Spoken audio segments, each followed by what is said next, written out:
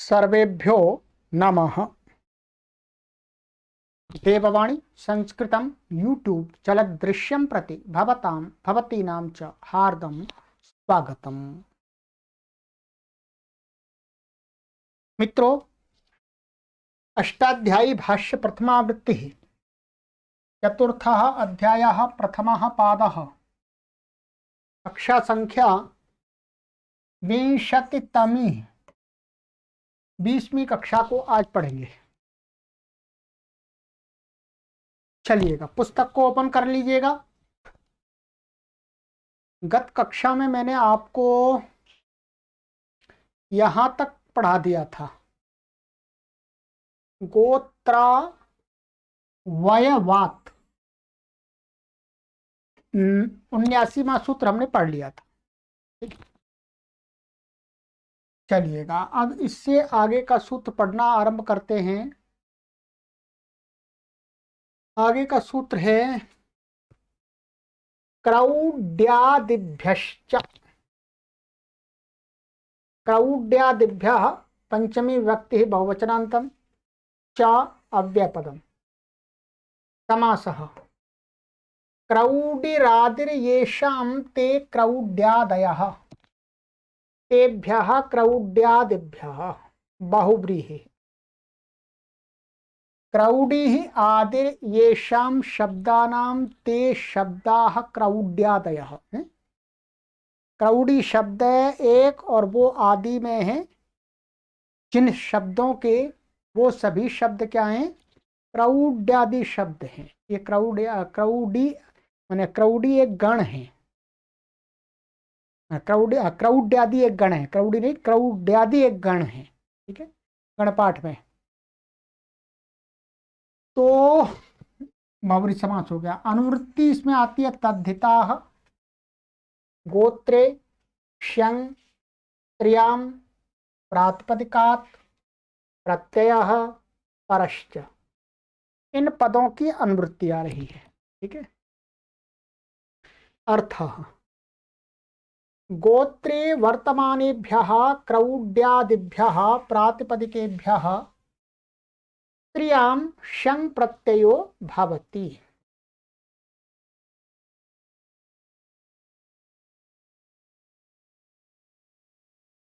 कहते हैं गोत्र में वर्तमान, ध्यान रखिएगा, गोत्र को कहने के लिए नहीं, गोत्र में वर्तमान विद्यमान क्रौड्यादिभ्यः प्रातिपदिक। क्रौडी आदि जो शब्द हैं वो गोत्र अर्थ में पठित हैं। है गोत्र प्रत्यांत शब्द मान लीजिए तो प्रातिपदिकेभ्य स्त्रियां शं प्रत्ययो भवति। स्त्रीलिंग यदि स्त्री गोत्रापत्य को कहना होगा तो क्या प्रत्यय होता है? तो शं प्रत्यय होता है, ऐसा कह रहे हैं। ठीक है।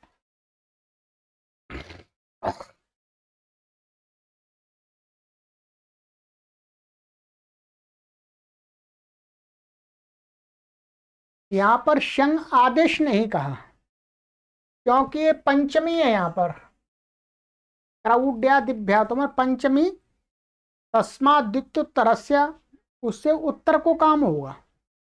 तो इसलिए क्या है, ये प्रत्यय है। शं ये प्रत्यय होगा, यहां पर आदेश नहीं है। तो वही कहा। तो क्रौड्या लाड्या दो शब्द ले लिए हैं, बाकी गणपाठ में हमें देखने होंगे। क्रौडी और लाडी ये शब्द कैसे हैं? गोत्र अर्थ के विधायक हैं। गोत्र अर्थ को कहते हैं, गोत्रापत्य को। तो यहां पर आइएगा, पहले ये सूत्र बनाया तो बनाया क्यों? एक गुरुजी ने यहां लिख दिया, उससे हमें समझ में आ जाएगा। गोत्र में वर्तमान क्रौड्यादि प्रातिपदिकों से भी स्त्रीलिंग में शय प्रत्यय होता है। क्रौड्यादि गण में पढ़े हुए कुछ शब्द इयंत माने इय प्रत्यांत हैं। गोत्र में अत इय आदि से इय प्रत्यय है, तो वह प्रत्यय करके पढ़े हुए हैं। एवं अनंत तस्यापत्यम से अण अण अण प्रत्यय भी होता है, प्रत्यय अर्थ को कहने के लिए। अनंत होते हुए भी माने अनंत माने गोत्रापत्य के अर्थ के विधायक होते हुए भी गुरुपोत्तम नहीं है। माने उनमें जो उपोत्तम वर्ण है, अंतिम से पूर्व वाला वर्ण है, वो गुरु नहीं है।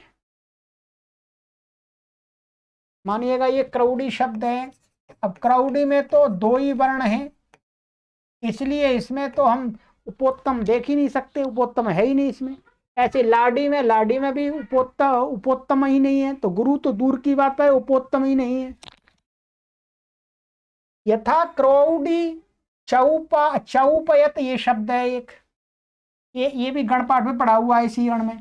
चौपयत ये अण प्रत्यांत है।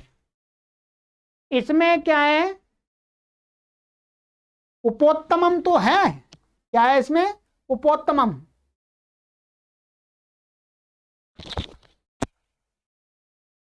तो इसमें उपोत्तमम तो ये है यह का आ, परंतु ये गुरु नहीं है आदि। तथा कुछ गुरुपोत्तमम होते हुए भी इयंत एवं अनंत नहीं है। कुछ शब्द इस गण में ऐसे हैं कि उनका गुरु उपोत्तमम वर्ण गुरु है, परंतु वे शब्द इय प्रत्यांत और अण प्रत्यांत नहीं है। ठीक है, तो इसलिए तो यह सूत्र अगुरुपोत्तमार्थ तथा अनणीयर्थ दोनों के लिए आरंभ किया है। अर्थात जो गोत्रार्थ विधायक जो यंत और अनंत हैं, परंतु उनमें गुरुपोत्तमम नहीं आता, अथवा माने गोत्र अर्थ के विधायक माने अपत्य मात्र को कहने वाले शब्द हैं, उनमें प्रत्यय नहीं आया, या आया है तो लुक आदि हो गया है, तो भी वो गोत्र माने अपत्य अर्थ के विधायक हैं, परंतु वो क्या है, अनंत नहीं है, यंत नहीं है।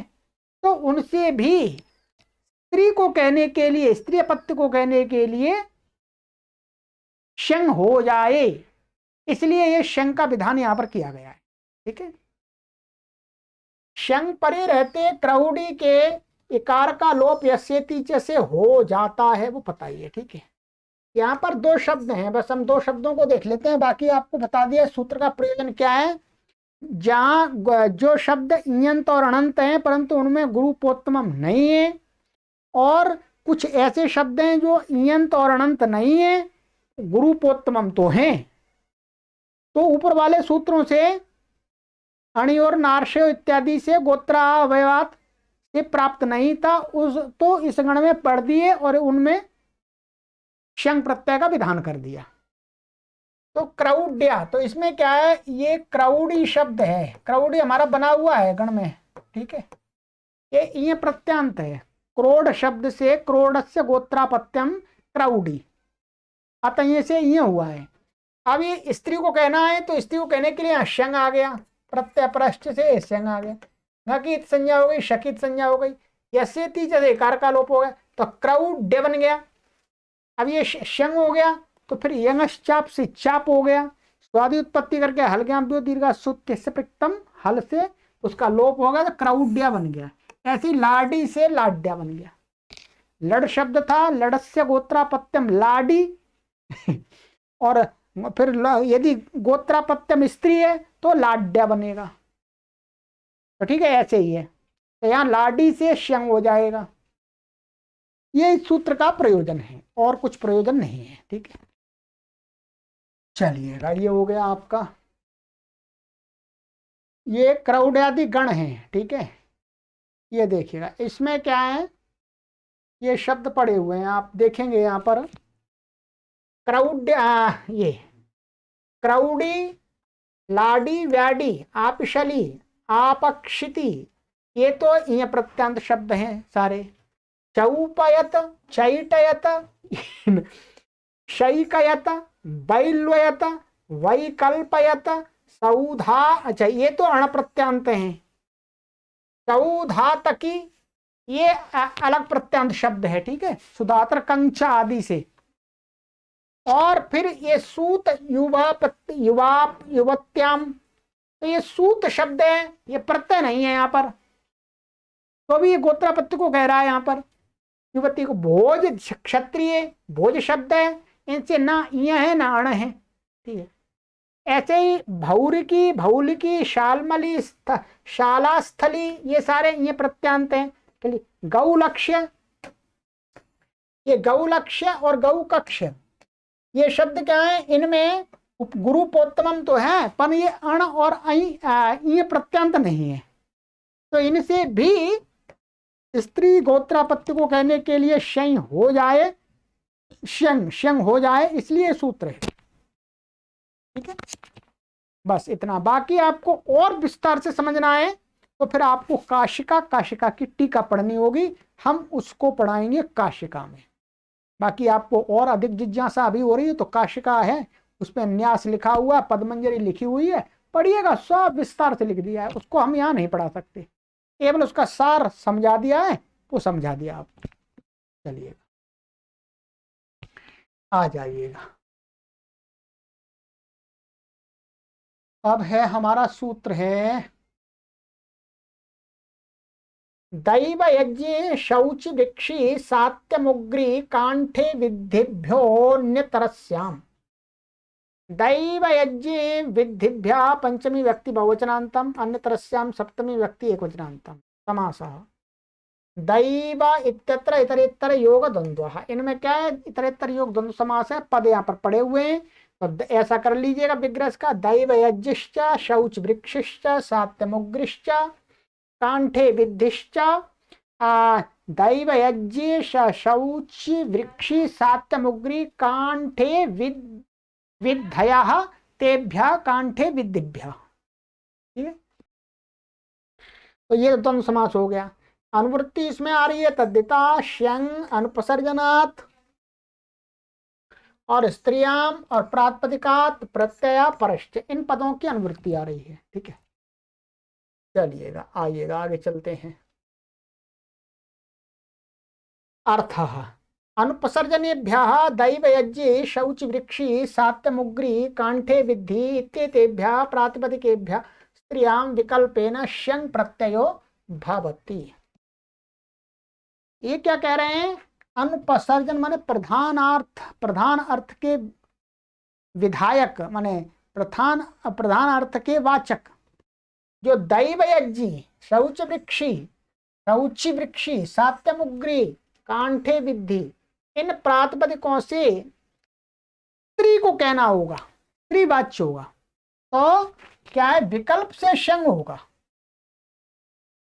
ये भी अपत्य अर्थ के ही हैं। अब इसमें क्या करना है, प्रत्यय होता है, उदाहरण में दिया दैव यज्ञी, जब हो गया शंग तो शंग का ये बन जाएगा, यहाँ चापादी होकर के दैव यज्ञ, और दैव यज्ञी शौच वृक्षी नहीं हुआ तो सात्यमुग्री कांठे विद्या कांठे विद्धि, ये हो गया, ठीक है। अब देखिएगा, सिद्धि बाद में करेंगे, पहले इसको समझ लेते हैं।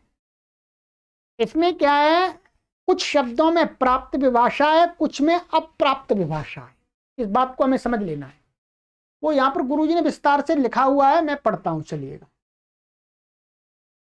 दैव यज्ञी आदि शब्द ईयंत है, माने ईय प्रत्यांत है, ये सारे दैव यज्ञी शौच वृक्षी सात्यमुग्री कांठे विद्धि, ये सब क्या ईय प्रत्यांत शब्द हैं। तो गोत्र विवक्षा होने पर, माने गोत्र विवक्षा है तो क्या है, अणि और नार्षि और गुरुपोत्तमो शंगोत्रे से ही स्त्रीवाच्य में क्या था, शंग आदेश प्राप्त था। जो कोई ये अणि और नार्षि यंत्र से करता है तो शंग प्राप्त था इन शब्दों से स्त्रीवाच्य में। विकल्प से करने के लिए ये सूत्र है, माने ये सूत्र क्या करे, ये तो नित्य करता, तो इसमें विकल्प करना है, दो रूप बनाने हैं, ठीक है। कुछ शब्द ये है, अनंतरापत्य विवक्षा में जब ये प्रत्यय होगा तो यह अप्राप्त भाषा होगी। अब आपको ये बात समझ लेनी है, इस बात को आपको समझ जाए तो ठीक है। ये जो ये प्रत्यय होता है, ये किसको होता है, एक तो अपत्यम पौत्र प्रभृति गोत्रम। गोत्र को का गोत्र संज्ञक को कहने के लिए होता है, और अपत्य मात्र को माने एकदम जिस व्यक्ति का नाम है उसकी संतान को ही कहने के लिए वो सीधा हो जाता है, माने वशिष्ठ हैं तो वशिष्ठ का नाम तो नहीं लेंगे क्योंकि अनार्ष है, अनार्ष का लेना है।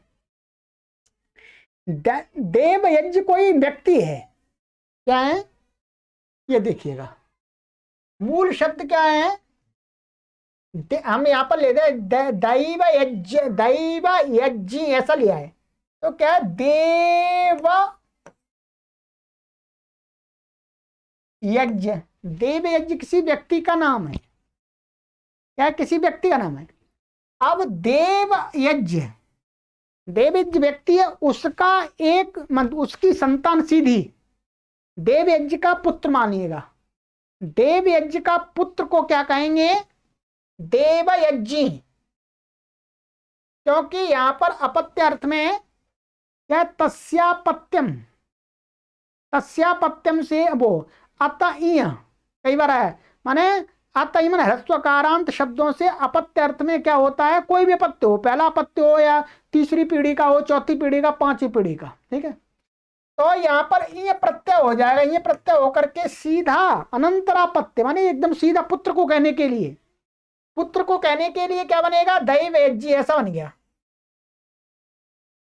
और गोत्रापत्य को कहने के लिए, गोत्रापत्य को कहने के लिए माने तीसरे के बाद, माने पुत्र के पुत्र, माने अपत्यम पौत्र प्रभृति गोत्रम, माने तीसरे से, माने बीच के अपने पुत्र को छोड़ करके उसके पुत्र को कहने के लिए, उसके और आगे आगे संतान को कहने के लिए गोत्र होता है, गोत्र संज्ञा। तो गोत्र को कहने के लिए भी यही बनता है देवयज्ञ। इसका मतलब देवयज्ञ नाम के व्यक्ति के लड़के को भी देवयज्ञ कहते हैं, और उस देवयज्ञ का जो पौत्र है या पौत्र के आगे और भी हैं तो उनको कहने के लिए भी दैवयज्ञ शब्द का ही प्रयोग होता है, ठीक है। अब क्या हो गया, अब दैवयज्ञ शब्द से माने सभी शब्द ऐसे दैवयज्ञ में घटा रहे हैं, दैवयज्ञ शब्द में जब गोत्रापत्य को कहने के लिए हम ये प्रत्यय लाए अतः से, तो क्या है, अणि और नाश्य ग्रुपोत्तमय शंगोत्रे, ये गोत्र में भीत में करता है, क्रियापत्य को कहना है तो ये तो गोत्र में प्राप्त था, गोत्र अपत्य को कहने के लिए तो क्या है, पहले प्राप्त नित्य प्राप्त था तो उसको विकल्प कर दिया, तो ये प्राप्त में विभाषा, तो ये क्या हुई, प्राप्त विभाषा हुई। देवयज्ञ शब्द से जब गोत्रापत्य को कहा जा रहा है और स्त्री को कहा जाएगा तो ये क्या होगी, प्राप्त विभाषा, क्योंकि इसमें इस सूत्र से गोत्रापत्य में नित्य ही शंग प्राप्त था। और जब ये शब्द देवयज्ञ की सीधी एकदम संतान को ही कहना है, उसी के पुत्र को कहेगा, तब इस सूत्र से शंग प्राप्त नहीं था इससे, ठीक है, क्योंकि ये तो गोत्र में करता है। तब क्या है, तब अप्राप्त विभाषा है, माने शंग प्राप्त नहीं था तो विकल्प से प्राप्त करा दिया, तो प्राप्त और अप्राप्त विभाषा हो गई, ये प्राप्ता प्राप्त विभाषा। इसी प्रकार से शौच वृक्षि में भी समझना है, सातमुग्री में भी समझना है, कांठे विद्धि में भी समझना है आपको, ठीक है। अब गुरुजी की हिंदी और देखिएगा आगे, तो अनंतरापत्ति विवक्षा में जब ये प्रत्यय होगा तो यह अप्राप्त विभाषा होगी, तो यह विभाषा प्राप्ता प्राप्त है। जिस पक्ष में इयंत से श्यंग आदेश नहीं हुआ उस पक्ष में क्या हो जाएगा, इतो मनुष्य जाते हैं, क्या है, इतो मनुष्य जाते हैं। स्त्री अपत्य में जाति या जाति क्या लिया था, मैंने कहा था गोत्र, या गोत्र लिया था, जाति से अर्थ मनुष्य गोत्र, तो इससे ह्रस्व इकारांत ये प्रत्यय होगा तो इससे क्या हो जाएगा, गीश हो जाएगा, क्या हो जाएगा, गीश, गीश हो गया। सो दैव यज्ञी ऐसा बन जाएगा, ईश आ जाएगा और यस्यति जैसे कार का लोप हो जाएगा देवज्ञी के, और स्वादि उत्पत्ति करके उसकी पूर्वत लोप आदि हो जाएगा। और जब नहीं होगा तो क्या है, शंग हो जाएगा, शंग होकर के यंगश्चाप से चाप और स्वादि उत्पत्ति हलगा दिलोप होकर के दैव यज्ञा। ये हलंत ये ऐसा कैंची वाला या लिख देते हैं तो ये आधे ये स्वर रहित व्यंजन का बोधक होता है आगे। तो देव यज्ञ की पुत्री या पौत्री, और दैव यज्ञी, दैव यज्ञी का अर्थ है देव यज्ञ का की पुत्री या पौत्री। ठीक है, दोनों के लिए प्रयोग होगा, पुत्री भी कह सकते हैं पौत्री भी कह सकते हैं। ठीक है, पुत्री में अप्राप्त विभाषा है, पौत्री में प्राप्त विभाषा है। शौच वृक्षा, शुचि वृक्ष की पुत्री या पौत्री, शौच वृक्षी ये गीश का हो गया। सात्यमुग्र्या, सत्यमुग्र की पत्नी पुत्री अथवा पौत्री। सात्यमुग्री, कांठे विद्या, कंठे विद्या की पुत्री, नाम बहुत विशेष विशेष हैं। कांठे विद्धि ये भी हो गया, पुत्री पौत्री दोनों लग जाएंगे।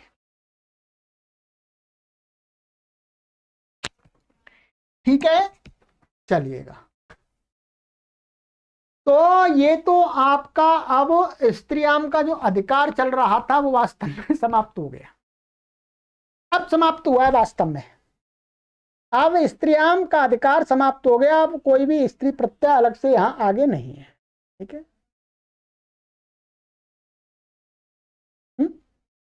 चलिएगा। अब एक नया प्रकरण आरंभ हो रहा, बहुत सुंदर। ठीक है, आगे ये लंबा बड़ा बड़ा प्रकरण है, ये बहुत लंबा चलेगा। ठीक है, मैं आपको बहुत ऐतिहासिक पाणिनीय काल या पाणिनी के से पूर्व के काल के इतिहास का बोध होगा भरपूर। चलिएगा, आइएगा। समर्थानाम प्रथमाद्वा, समर्थानाम षष्ठी व्यक्ति बहुवचनांतम, प्रथमात् पंचमी व्यक्ति एक वचनांतम, वा अव्यपदम।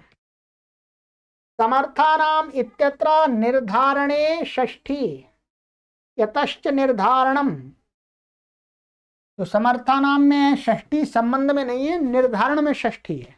ठीक है, समर्थों में ऐसा अर्थ आएगा वास्तव में।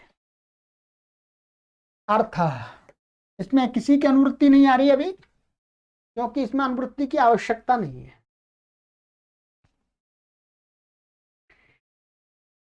अर्थ अधिकारोयम प्राग दिशो विभक्ति इति यावत्।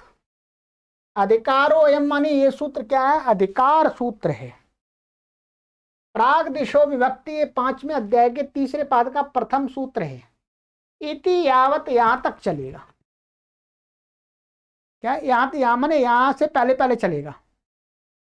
इतो अग्रे वक्ष्यमाणाः तद्धिता समर्थानां मध्ये यह प्रथमः सूत्रे प्रथमोच्चारिताः तस्मात् विकल्पेन भवन्ति। क्या अधिकार चलेगा बताते हैं गुरुजी। इतो अग्रे वक्ष्यमाणा माने यहां से आगे के सूत्रों से कहे जाएंगे जो तद्धित प्रत्यय। ऐसे तद्धित प्रत्यय क्या है, समर्थानाम। जो आगे कहेंगे माने जो प्रत्यय कहे जाएंगे वो किन से होंगे, समर्थानाम मध्य माने समर्थ प्रातिपदिकों में से, समर्थ प्रातिपदिकों के मध्य में बीच में से।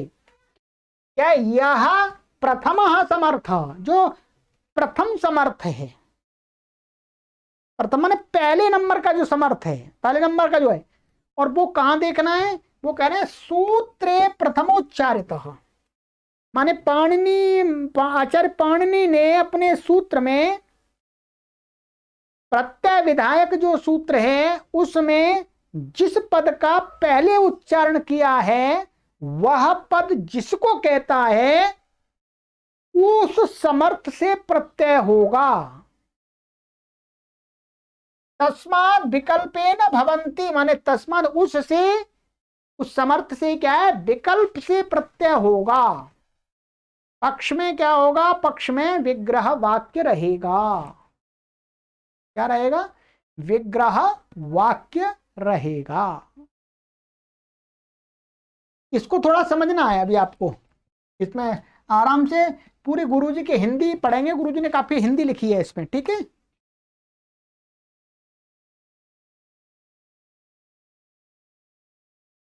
यथा उपगोः अपत्यम औपगवः। ये हमने विग्रह देख रहे हैं यहाँ पर उदाहरण के तौर पर। क्या है? उपगोः अपत्यम। हम क्या उपगोः अपत्यम कहने के लिए कोई आगे सूत्र है, उनसे प्रत्यय होता है। ये लौकिक विग्रह हमने करके कहा उपगोः अपत्यम। औपगवा बनता है। इसकी सिद्धि हमने प्रथम सूत्र पर ही पढ़ ली थी। कहते हैं अत्र उपगुहुरपि समर्थ प्रकृति ही अपत्यम अपि समर्थ प्रकृति ही। इन दोनों शब्दों में उपगोह अपत्यम माने ये भी समर्थ है और ये भी समर्थ है। माने उपगुहुरपि समर्थ प्रकृति ही, समर्थ माने प्रातिपदिक है ये, और अपत्यम ये भी समर्थ है, ठीक है। परंतु प्रथम प्रकृतिस्तु उपगुरेव अतः साइव प्रत्ययम उत्पादयति नत्वपत्यम। कहते हैं कि परंतु इसलिए क्या है? प्रथम प्रकृति ही, तो प्रथम प्रकृति है जो तू उपगु ही, इसलिए साइव सा एव प्रत्यय उत्पादयति माने उसी उपगु शब्द से ही प्रत्यय आता है, माने वही प्रत्यय को प्राप्त करता है, अपत्य शब्द नहीं करता है। नत्व अपत्यम समर्थाराम ग्रहणेन इह न भवति। यहां समर्थ कहा है, समर्थ कहा है। समर्थ का हमने समर्थ पद विधि ही द्वितीय अध्याय के प्रथम पाद के प्रथम सूत्र पर हमने आपको पढ़ाया था। वहां और विस्तार से देख लीजिएगा दोबारा कि समर्थ कौन सा होता है, समर्थ पद कौन सा होता है, ये वहीं पर बताया था, ठीक है। समर्था पादा विधि ही।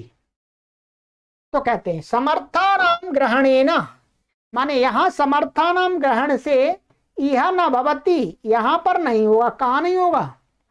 ये दोनों तो समर्थ हैं, इनमें से तो पहले से हो गया। परंतु आप इसी को कंबलम उपगोह अपत्यम देवदत्तस्य,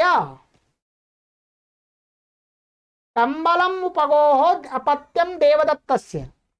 अब देखिएगा यहां इसका वास्तव में अर्थ क्या है? उपगु का कंबल, देवदत्त का अपत्य। परंतु कोई कहे कि यहां पर तो उपगो ये शब्द पहले है और अपत्यम बाद में है, तो फिर यहां पर उपगु से प्रत्यय हो जाना चाहिए, जैसे यहां पर कर दिया था उपगो अपत्यम उपगवा, तो यहां पर भी। तो कहते हैं यहां पर ये उपगु शब्द इसके साथ अर्थ को कहने के लिए समर्थ नहीं है। क्यों नहीं है? अत्र उपगोह प्रकृतेः सामर्थ्यम कंबलम प्रति वर्तते नापत्यम प्रति। कहते हैं अत्र माने इस उदाहरण में उपगु की प्रकृति का, माने जो उपगु की शब्द की प्रकृति है उसका सामर्थ्य कंबल के साथ है। माने उपगु का कंबल है, वो कंबल का संबंध उपगु के साथ में है, अथवा उपगु का संबंध कंबल के साथ में, ऐसा कह दें। कंबलम प्रतिवर्तते नापत्य, माने अपत्य के साथ इसका संबंध नहीं है। यहां पर बेशक पढ़ा हो पास में तो भी कोई बात नहीं है। अतः सामर्थ्याभावाद उपगोह प्रातिपदिकात अपत्ये प्रत्ययो नोत्पद्यते। इसलिए सामर्थ्य के अभाव होने से यहां पर उपगु प्रातिपदिक से अपत्य अर्थ में प्रत्यय नहीं हो सकता, समर्थ होना चाहिए। यहां पर तो उपगोह अपत्यम के साथ में अर्थ विशेष को कहने में समर्थ है, क्योंकि यहां पर अपत्य का संबंध उपगु के साथ में, उपगु का संबंध अपत्य के साथ में है। ठीक है, तो ये कह रहे हैं, ये अब आपको ये पूरा कब समझ में आएगा, हिंदी पढ़ेंगे पूरी तब समझ में आ जाएगा। बाकी और आगे हम सूत्र पढ़ते रहेंगे तो बताते रहेंगे आपको। ठीक है, ये थोड़ा सा अलग प्रकार का सूत्र है। आइएगा, अब गुरुजी की हिंदी देखते हैं, पुस्तक में आप देखते रहिएगा, मैं समझा देता हूं आपको।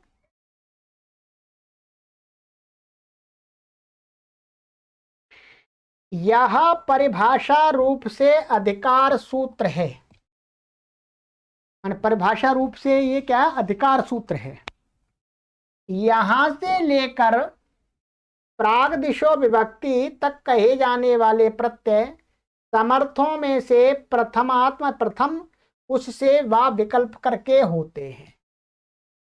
समर्थ शब्द का अर्थ समर्था पद विधि दो एक एक के समान ही संबद्धार्थ समर्थ जिनका आपस में संबद्ध अर्थ हो, संश्लिष्टार्थ समर्थ आदि जाने।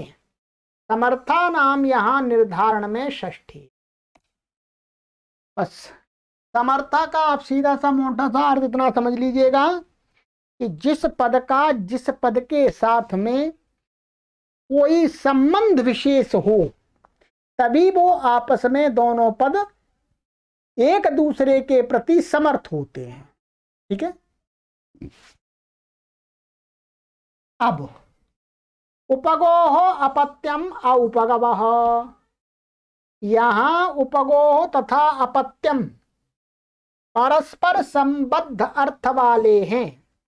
माने उपगु का अपत्य के साथ में, अपत्य का उपगु के साथ में। भाई अपत्य माने संतान किसकी, उपगु की, और उपगु अर्थात संतान उपगु की, संतान का उत्पादक उपगु पिता। अतः प्रत्यय उत्पन्न करने में दोनों ही समर्थ हैं। जब दोनों ये समर्थ हैं, उपगो और अपत्यम, उपगोह अपत्यम, ये भी समर्थ है, ये भी समर्थ है, क्योंकि दोनों में संबंध है। तो कहते हैं कि अब यहां पर दोनों ही प्रत्यय करने, इससे भी प्रत्यय हो सकता है, इससे भी हो सकता है, क्या दोनों से प्रत्यय कर दें? तो उपगोह से ही प्रत्यय हो अथवा अपत्य से, माने सो उपगु से प्रत्यय हो या अपत्य से, ये प्रश्न होता है। यह प्रश्न हुआ, तो इस सूत्र ने कहा कि समर्थों में जो प्रथम प्रकृति उससे प्रत्यय हो, माने समर्थ जो शब्द हैं उनमें जो प्रथम प्रकृति शब्दों को पढ़ लेने में यहां ये रख दिया, यहां ये रख दिया, इसलिए ये पहला है, ऐसा नहीं देखना। वास्तव में वो सूत्र में जाकर के देखना है। प्रत्यय करने वाला जो सूत्र है, उस सूत्र में इस पद को कहने वाला शब्द पहले होना चाहिए और इस पद को कहने वाला शब्द सूत्र में बाद में होना चाहिए। सूत्र में देखना है प्रथम और पर, ये अभी बताएंगे। कहते हैं, आइएगा, अतः प्रथम प्रकृति उपगोहो थी, तो उसी से तस्यापत्यम ये सूत्र है। तस्य का अर्थ है यहां तस्य माने षष्ठी, षष्ठी का निर्देश। तस्य का अर्थ यहां पर षष्ठी लेना, उसका नहीं लेना। तस्य माने उसका होता, उसका नहीं।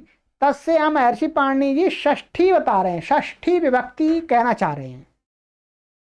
ये अण प्रत्यय होकर औपगवाह बन गया। औपगवाह बनानी सिद्धि अभी आपको नहीं बनानी। यहां प्रथम पद से सूत्र में जो प्रथमोच्चारित प्रकृति वह लेनी है। अब देखिएगा, ये जो तस्य है ये षष्ठी को कह रहा है, षष्ठंत पद को। अब हमें यहां पर देखना है षष्ठंत पद इनमें कौन सा है। षष्ठंत पद ये है, ठीक है। और यहां पर ये प्रथम तस्य प्रथम पड़ा हुआ, तो मतलब ये प्रथम हो गया, ये वाला यहां पर अण प्रत्यय। सो ये देखा वाले नहीं है, जैसा कि तस्यापत्यम में तस्या षष्ठ्यंत प्रथमोच्चारित है, अपत्यम नहीं, अपत्यम तो बाद में है। अतः षष्ठ्यंत जो भी प्रकृति होगी उससे प्रत्यय होगा अपत्य अर्थ में। ठीक,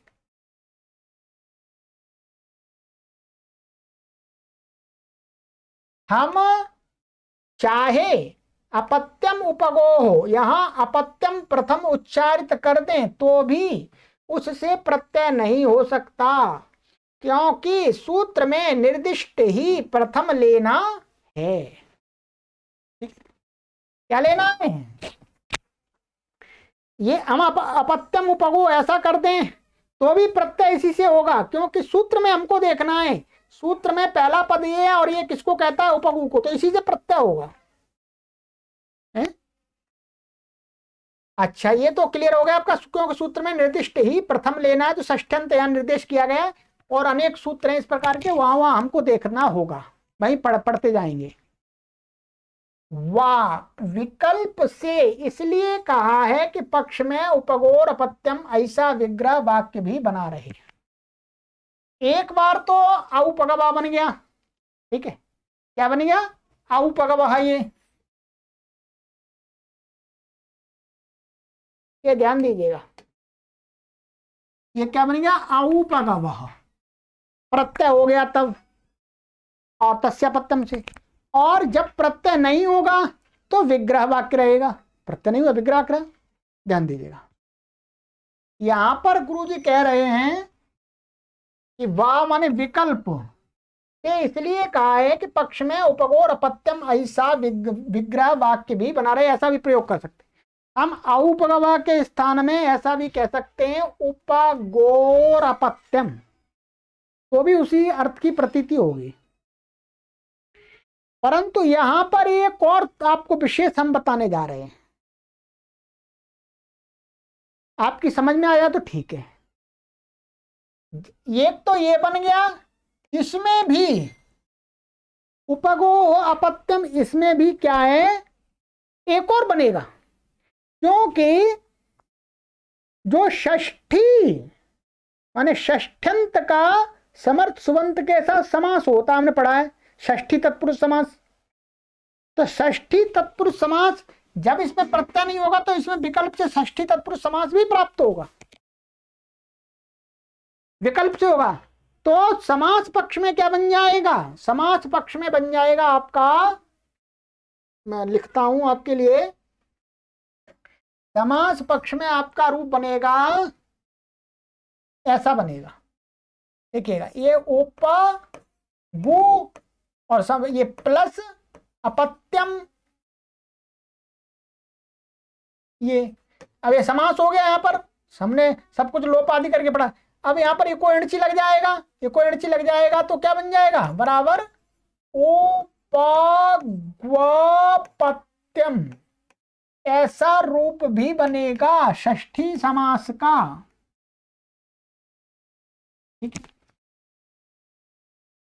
जब षष्ठी समास माने जब प्रत्यय नहीं हुआ, विग्रह वाक्य, उस विग्रह वाक्य में भी विकल्प षष्ठी समास का है, तो षष्ठी समास बन करके उपगवपत्यम ऐसा भी रूप बनेगा। एक तीन रूप बनेंगे, औपगवः, उपगोः, उपगोरपत्यम और उपगवपत्यम, तीनों का अर्थ एक ही होगा।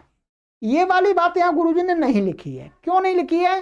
क्योंकि कई बार क्या होता है, अधिक बताने से छात्र कंफ्यूज हो जाते, परंतु मैंने आपको बताई है। यदि आपको समझ में नहीं आई है तो कोई बात नहीं, ये बात काशिका के अंदर बताई गई है, मैं अपनी तरफ से नहीं बता रहा, काशिका के अंदर ये बात बताई गई है कि षष्ठी समास का भी एक रूप बनता है उपगवपत्यम। तीन रूप बन गए, ठीक है। चलिएगा अब आगे चलते हैं।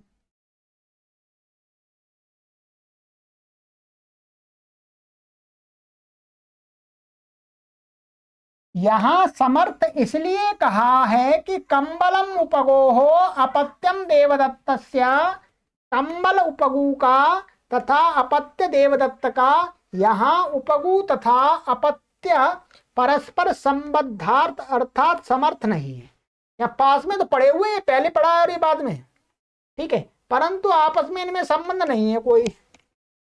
अपत्य का संबंध देवदत्त के साथ में, और तो ये समर्थ नहीं है दोनों आपस में, ये इसके साथ समर्थ है, ये इसके साथ समर्थ है, ये इसके साथ समर्थ है, ये इसके साथ समर्थ है, इसलिए यहां पर प्रत्यय नहीं होगा समर्थ कहने से। अतः उपगु से प्रत्यय नहीं हो सकता, क्योंकि उपगु का सामर्थ्य कंबल के साथ तथा अपत्य का सामर्थ्य देवदत्त के साथ है। चलिएगा, यद्यपि यहां प्रत्युदाहरण देना द्वितीयावृत्ति का विषय है, वही बात मैंने बताई, वो गुरुजी ने पहले अपने आप लिख रहे हैं कि प्रत्युदाहरण देना, भाई यहां प्रत्यय नहीं हो सकता, ये वास्तव में काशिका का विषय है। द्वितीय वृत्ति है काशिका वृत्ति, तो भी बिना प्रत्युदाहरण बताए सूत्र का तात्पर्यार्थ समझ में नहीं आ सकता। सूत्र क्या कह रहा है ये समझ में बात आती नहीं, इसलिए प्रत्युदाहरण देना ही पड़ता है। अतः बता दिया गया है, ये बता दिया, यह सूत्र परिभाषा रूप में अधिकार सूत्र है, ठीक है। परिभाषा अर्थात नियम कारिणी परिभाषा, जहां पर अनियम की प्राप्ति होती रही तो वहां पर यह नियम करता जाएगा, ये व्यवस्थित करेगा आगे अधिकार रूप में। प्राग दिशो विभक्ति ही 5 3 1 तक सर्वत्र बैठेगा, सर्वत्र इसकी अनुवृत्ति चलेगी, तो भी हम इसका अधिकार और अधिकार औत्सर्गिक सूत्रों में ही दिखाएंगे, ऐसा पाठक सर्वत्र समझे। इसका अधिकार निरंतर सब सूत्रों में जाएगा, परंतु गुरुजी ये कह रहे हैं कि हम इसका जो संबंध दिखाएंगे वो जो सामान्य सूत्र हैं, उत्सर्ग सूत्र हैं। औत्सर्गिक मान सामान्य प्रत्यय है, तस्यापत्यम, आगे आगे आए तस्यापत्यम, और फिर तत्र भवः, ततः आगतः, ये सारे औत्सर्गिक सूत्र हैं, तो इन्हीं सूत्रों में दिखाएंगे, ऐसा पाठक सर्वत्र समझ जाए, परंतु हमें हर एक सूत्र में इसका संबंध लगा लेना है वहां तक। चलिएगा, अब गुरुजी अपने आप से यहाँ पर एक शंका उठाते हैं, इस शंका को भी हमें समझना है। यहां से आगे समर्था नाम प्रथमाद्वा तथा प्रातिपदिका दोनों का अधिकार चलता है। क्या यहां से आगे ऊपर से तो प्रातिपदिका आ रहा है और समर्था नाम प्रथमाद्वा यहां से आरंभ हो जाएगा, दोनों का अधिकार चलता है।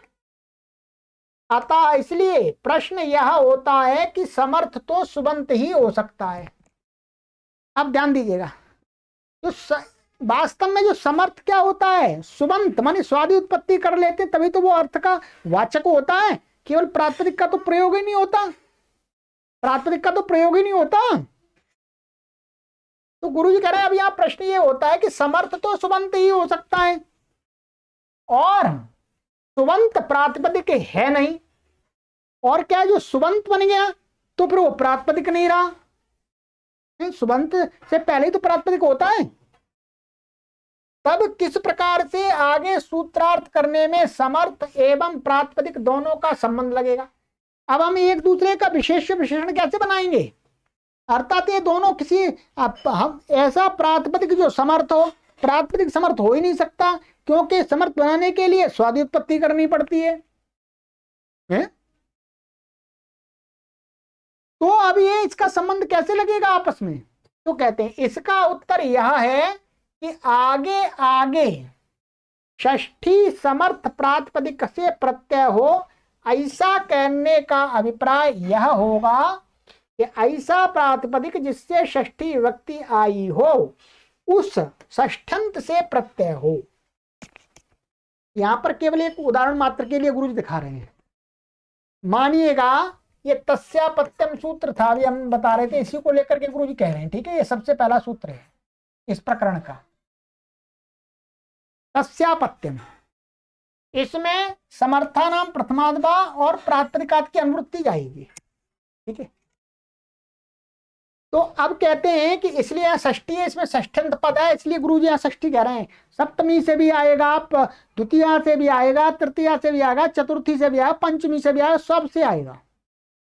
तो कह रहे हैं कि इसका उत्तर यह है कि आगे आगे आगे माने आगे के सूत्रों में षष्ठी समर्थ प्रातिपदिक, इसी को ले लिया पहले, षष्ठी समर्थ प्रातिपदिक से प्रत्यय हो, इसका अर्थ ऐसा है, माने षष्ठी समर्थ प्रातिपदिक से अपत्य को कहने के लिए प्रत्यय होता है। षष्ठी समर्थात प्रातिपदिकात अपत्यार्थे अण प्रत्ययो भवति। ठीक है, तो ऐसा कहने का अभिप्राय क्या है, यह होगा कि ऐसा प्रातिपदिक, माने हमको ऐसा प्रातिपदिक देखना है जिससे आगे चल के अभी षष्ठी आनी है, षष्ठन जिसको बनना है, षष्ठी व्यक्ति आई हो, उस षष्ठंत से प्रत्यय होगा, तस्यापत्यम आदि से, षष्ठंत या सप्तम्यंत या तृतीयांत या चतुर्थ्यंत या पंचम्यंत आदि आदि।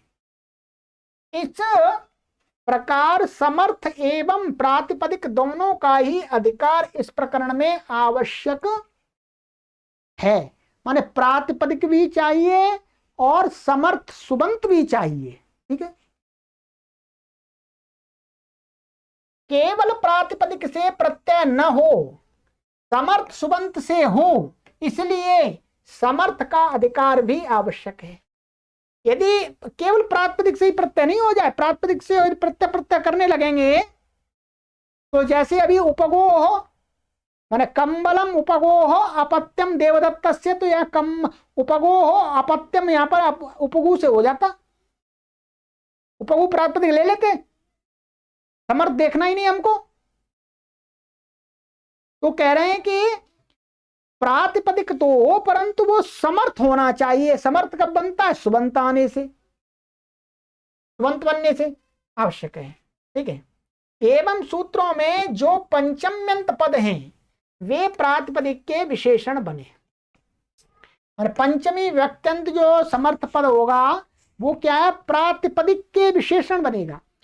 क्या प्रातिपदिक, कैसा प्रातिपदिक, पंचम्यंत प्रातिपदिक, पंचमी विभक्ति से युक्त, षष्ठी विभक्ति से युक्त, ऐसा सप्तमी विभक्ति से युक्त, षष्ठी तृतीय विभक्ति से युक्त प्रातिपदिक, ऐसा ऐसा हमें जहां जहां प्रत्यय जिससे समर्थ से कहना होगा वहां बताएंगे, आवश्यक है। अच्छा, समर्थ के नहीं, समर्थ का विशेषण नहीं बनाना, इसलिए प्रातिपदिक का अधिकार आवश्यक है। यथा अतः, ये लिया, ठीक है, इसको समझ लीजिएगा। अतः ये सूत्र है, अतः में पद में पंचमी विभक्ति है, क्या है, पंचमी विभक्ति है ये अतः, तो वह प्रातिपदिक का विशेषण बनेगा।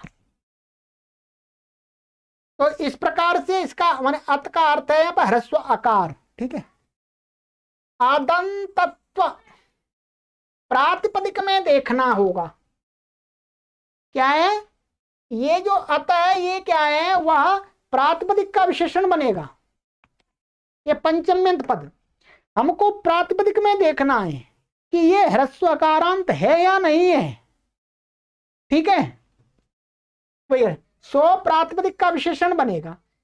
अदंतत्व प्रातिपदिक में देखना है, समर्थ सुबंत में हमें नहीं देखना है। ये विशेष बात है, इसको देख लीजिएगा। सुबंत में से ले केवल प्रत्यय उत्पत्ति होगी। सुबंत तो तब हम देखेंगे जब उससे प्रत्यय लाएंगे, जब उसकी शर्त को देखेंगे। पहले कैसा प्रातिपदिक, ह्रस्व आकारांत, और वो कैसा होना चाहिए, समर्थ। कौन सा समर्थ होना चाहिए, सप्तम्यंत, षष्ठ्यंत, पंचम्यंत, ये बताएगा वो प्रकरण। अन्यथा माने ऐसा नहीं करेंगे तो क्या होगा, जस्यापत्यम, माने जस्य अपत्यम, यहां जस्य समर्थ, ये षष्ठ्यंत लिया है, ज शब्द का षष्ठी में रूप बना दिया, रामस्य के समान जस्य, तो जस्य अपत्यम, तो यहां पर क्या, तस्य, ये ह्रस्वकारांत है। ये यदि समर्थ में देखने लगेंगे हम, ये अतः ये ह्रस्वकारांत, तो यहां तो ये ह्रस्वकारांत है जस्य, एवं अदंत है, ये समर्थ भी है, षष्ठंत है, और ये अदंत भी है, तो इससे ही प्रत्यय हो सकता है। अब जाना नाम अपत्यम, माने जानवर, ज्ञानियों का अपत्य। अब ये क्या कर दिया, षष्ठी व्यक्ति बहुवचनांत कर दिया। यहां अदंत का विघात हो जाने से माने अब यहां पर अदंत है ही नहीं है। हम समर्थ सुबंत बना करके अदंत देखेंगे तो अब ये समर्थ तो है ज्ञाना नाम, परंतु ये अदंत नहीं है, अदंत नहीं है। तो क्या है, अदंत नहीं है। तो विघात माने नाश हो जाने से यहां पर इसका हो जाए, प्रत्यय नहीं हो सकता था, किंतु जब अतः माने अतः माने अतः ही है, ये अतः प्रातिपदिक का विशेषण बनेगा। हम प्रातिपदिक का विशेषण बनाएंगे, समर्थ का विशेषण इसको नहीं बनाएंगे, ठीक है। तो प्रातिपदिक ज्या है, मूल प्रातिपदिक क्या ज्या है। अब यहां पर देखेंगे आ है, अदंत है ही। समर्थ सुबंत अदंत हो या न हो हमें नहीं देखना, माने समर्थ सुबंत में हमें अदंत ह्रस्वकारांत तत्व नहीं देखना, किसमें देखना, प्रातिपदिक में देखना है। तो अब प्रत्यय यहां तो हो ही जाएगा, ये ज्य शब्द है मूल, यहां पर भी ह्रस्वकारांत और यहां पर भी ज्य ही है, क्योंकि षष्ठी बहुवचन में ज्ञाना नाम बन जाता है उसका, पर मूल प्रातिपदिक तो ज्य ही है। अदंत हो या न हो तो भी प्रत्यय होगा। इसी प्रकार यह बात अन्यत्र भी समझ लेनी चाहिए। अब मैंने आपको समझाया है, गुरुजी ने भी समझाया, गुरुजी की बात को मैंने समझाया। अब आपको पुस्तक में इसको पढ़ना पड़ेगा, हो सकता है कई पाठकों को 2 से 3 बार इसको पढ़ना पड़ेगा, तब समझ में आएगा। बाकी मैंने आपको जितना समझाना था समझा दिया, ठीक है। बाकी पूरा समझ में आपको कब आएगा, काशिका में, तब आपका बौद्धिक स्तर इतना हो जाएगा। तो चलिएगा, आज इसी सूत्र तक हम रखते हैं, विराम करते हैं। आगे की कक्षा में चलेंगे प्राग दिव्य तोण, ये विशेष सूत्र है समर्थानाम प्रथमाध्याय, इसको समझ लीजिएगा, ठीक है। सर्वेभ्यो नमः।